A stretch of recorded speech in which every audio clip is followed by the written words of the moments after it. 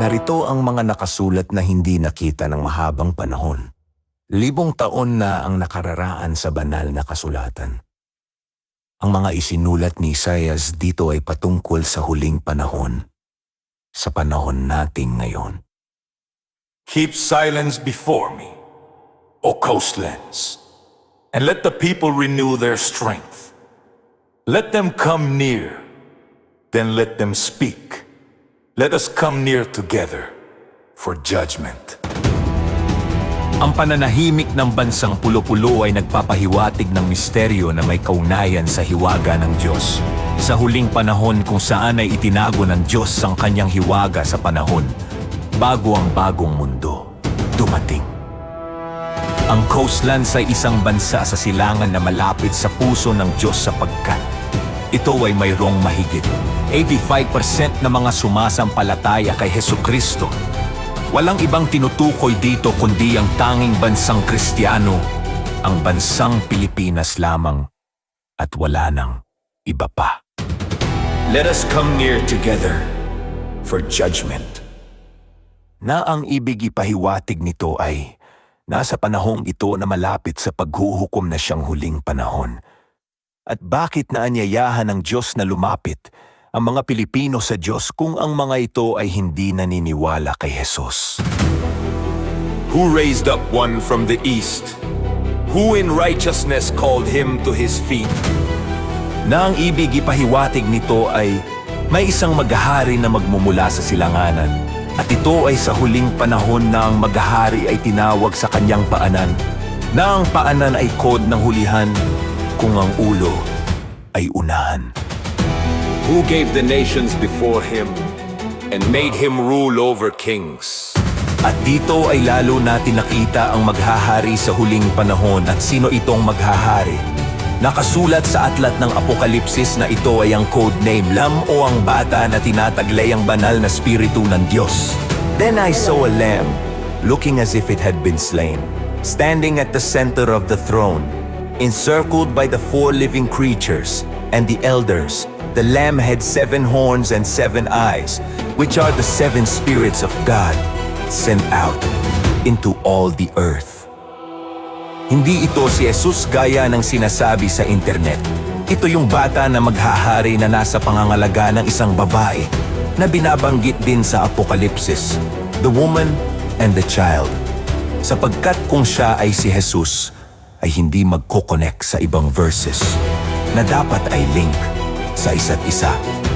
Hindi si Jesus ang codename Lamb dahil ang lamb ay batang tupa at si Jesus ay sheep o shepherd.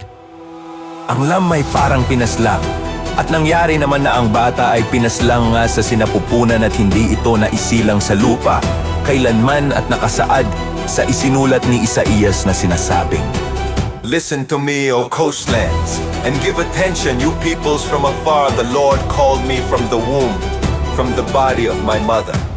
He named my name. At ipinahiwatig dito na ang bata ay tinawag nga ng Diyos mula sa sinapupunan ng ina. Siya ay pinaslang na sa loob ng tiyan, binalot ng plastik at itinapon sa pusaling likuran ng simbahan. Nangyari ito year 1982 sa Maynila. Kinuha ang bata ng Diyos sa pusali, hinugasan, dinalisay at niluwalhati, at siya ay inilagay sa gitna ng trono ng Diyos sa langit at ng lupa, sapagkat ito ang tinatawag na bagong mundo o bagong kaharian ng Diyos sa ating daigdig. Ang ibig sabihin ng 4 living creatures na sila yung apoy, tubig, hangin at lupa ay naghahayag ng buhay na ibig sabihin ay ang mundo.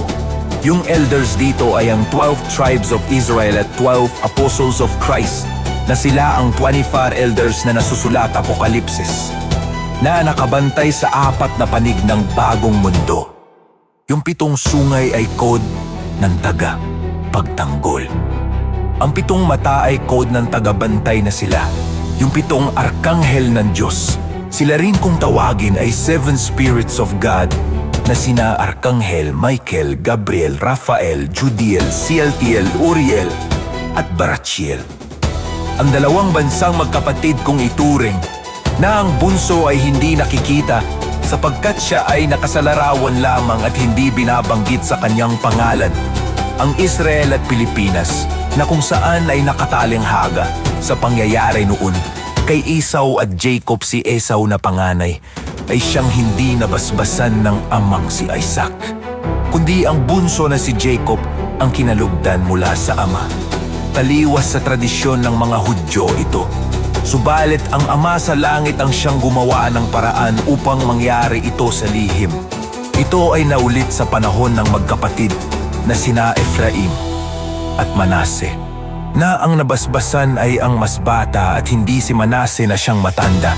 Dito na maihahayag kung bakit sa banal na kasulatan ay may talinghaga patungkol sa magkapatid na ang panganay ay hindi siya ang kinalugdan ng Diyos, bagamat pinili, kundi ang mas nakababatang kapatid, na Pilipinas na siyang bababaan ng banal na lungsod, Holy City o Bagong Jerusalem. Ito kaya ay nagkataon na pareho ang pangyayari, o sadyang may ibig ipahiwatig at may laman na mensahe ang ating puong may kapal.